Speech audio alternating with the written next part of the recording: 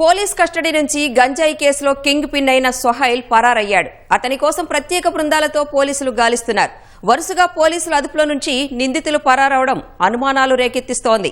గుంటూరు జిల్లాలో కోర్టుకు వెళ్లొస్తూ ఓ నిందితుడు, విజయవాడ మాచవరం పిఎస్ డ్రగ్స్ కేసులో మరో నిందితుడు గతంలో పోలీసుల నుంచి తప్పించుకున్నారు. నిందితులతో పోలీసులు కుమ్మక్కయ్యారా లేక పోలీసుల విధుల్లో నిర్లక్ష్యమా అనే కోణాల్లో విచారణ జరుగుతోంది. దీనిపై ఉన్నతాధికారులు దృష్టి పెట్టాల్సిన అవసరం ఉంది. నేరస్తుల పరారీపై పూర్తి వివరాలతో మా ప్రతినిధి జయప్రకాష్ గ్రౌండ్ రిపోర్ట్.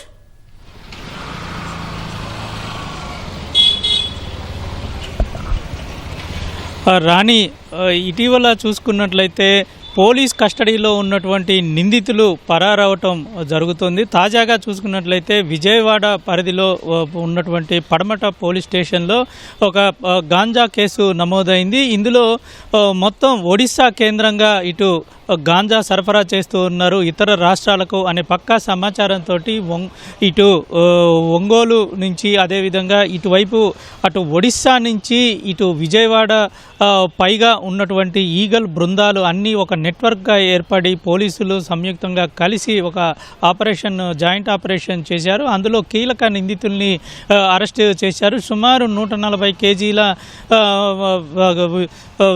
ఇటు గాంజాని స్వాధీనం చేసుకున్నారు. ముగ్గురిని అరెస్ట్ చేశారు. అయితే దాని తరువాత వాళ్ళని విచారించగా కింగ్ పిన్ అయినటువంటి మరో ముగ్గురు నిందితులు పేర్లు చెప్పారు. సోహైల్ అని, అదేవిధంగా అరూప్ సింగ్ మరొక నిందితులని కూడా అరెస్ట్ చేశారు, అదుపులోకి తీసుకున్నారు. అయితే పోలీస్ కస్టడీలో ఉండగానే కింగ్ పిన్గా ఉన్నటువంటి సోహైల్ పరారవటం కొంత కలకలం రేపుతుంది. అతన్ని పట్టుకునేందుకు ఇటు ప్రత్యేక బృందాల్ని ఏర్పాటు చేశారు. కేరళకు చెందినటువంటి సోహైల్ గతంలో ఈ వ్యాపారం చేశాడు, గాంజా వ్యాపారం చేసేవాడు. ఆ తరువాత అటు సెకండ్ హ్యాండ్ కార్ల వ్యాపారం చేస్తూ ఉన్నాడు.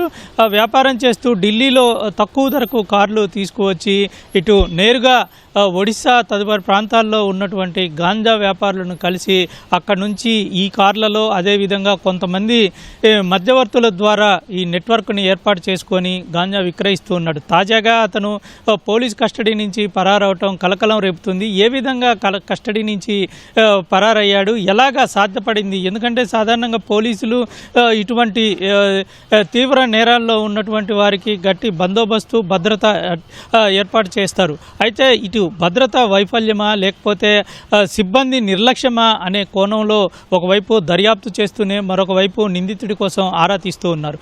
ఇటీవల జరిగినటువంటి ఇంకొక కేసు చూసుకున్నట్లయితే గుంటూరు జిల్లాలో జీజీహెచ్లో ఉన్నటువంటి భీముడు అజిత్ కుమార్ అనే ఒక నిందితుడు OLX ఫ్రాడ్కి పాల్పడ్డ కేసులో నిందితుడిగా ఉన్నాడు. అతన్ని పోలీసులు అరెస్ట్ చేసి అనారోగ్యంగా ఉందనే కారణంతో వైద్యుల సలహా మేరకు గుంటూరు జీజీహెచ్లో అతన్ని చికిత్స నిమిత్తం ఉంచారు.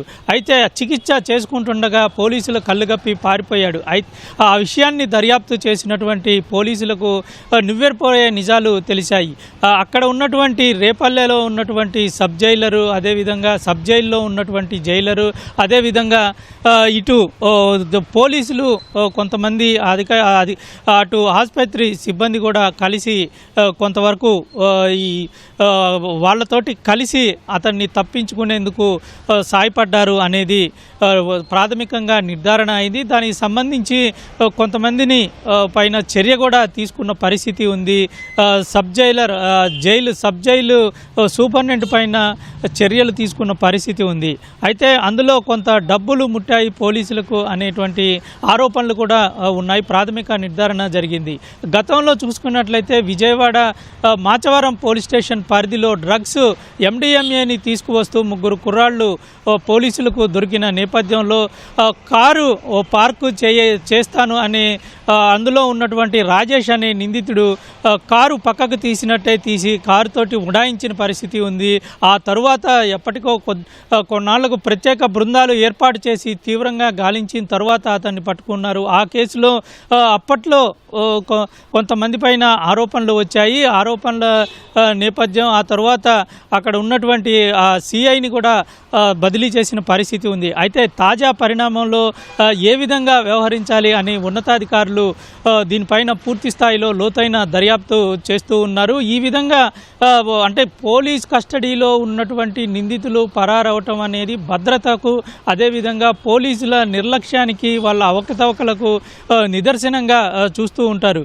కాబట్టి పోలీసులకు ఉన్నటువంటి ఇది తగ్గుతుంది అనే ఉద్దేశంతో ఉన్నతాధికారులు దీన్ని తీవ్రంగా పరిగణించారు. ఇటువంటి చర్యలు జరగకుండా ఉండటానికి, అదేవిధంగా ఇటువంటి ఘటనలు జరగకుండా ఉండటానికి పోలీస్ అధికారుల మీద చర్యలు ఎప్పటికప్పుడు తీసుకుంటున్నా సరే చాలామంది నిర్లక్ష్యంగా వ్యవహరిస్తున్నారనేటువంటిది మనకి కళ్ళకు కట్టినట్టు కనబడుతుంది. దీనిపైన ఉన్నత స్థాయిలో ఉన్నటువంటి వ్యక్తులు ఖచ్చితమైనటువంటి ఆదేశాలు జారీ చేసి ఎవరైతే నిర్లక్ష్యంగా వ్యవహరిస్తారో వాళ్ళపైన చర్యలు తీసుకునే విధంగా, ఒకవైపు వాళ్ళని బాధ్యుల్ని చేసే విధంగా చేయాలనేటువంటిది ఇటు కొంతమంది అభిప్రాయపడుతూ ఉన్నారు. మరోవైపు తాజాగా చూసుకున్నట్లయితే గాంజా విషయంలో చాలా ప్రభుత్వం తీవ్రంగా పరిగణిస్తూ ఉంది. గాంజా వ్యాపారం, అదేవిధంగా విక్రయాలు, అదేవిధంగా వినియోగం చేసే వారిపైన ఉక్కుపాదం మోపుతుంది. అటువంటి కేసులో కింగ్ పిన్గా ఉన్నటువంటి సోహైల్ను ఏ విధంగా పారిపోయాడు, ఎందుకు పోలీసులు అతన్ని పట్టుకోలేకపోతున్నారు అనే విషయాలన్నిటిపైన ఇటు ఉన్నతాధికారులు ఆరా తీస్తూ ఉన్నారు. మొత్తం మీద ఇటు చూసుకున్నట్లయితే ఒకవైపు ఈ కేసులు జరుగుతూ ఉన్నాయి. గతంలో జరిగినటువంటి కేసుల్ని దృష్టిలో పెట్టుకోనైనా సరే అధికారులు వీటిపైన ఖచ్చితమైనటువంటి చర్యలు, అదేవిధంగా నిబంధనలను పాటించే విధంగా కింది స్థాయి సిబ్బందికి సూచనలు చేయాల్సిన అవసరం ఉంది. రాణి, కెమెరామెన్ ఎంఎస్ఎన్తో జయప్రకాష్, ఈటీవీ న్యూస్, విజయవాడ.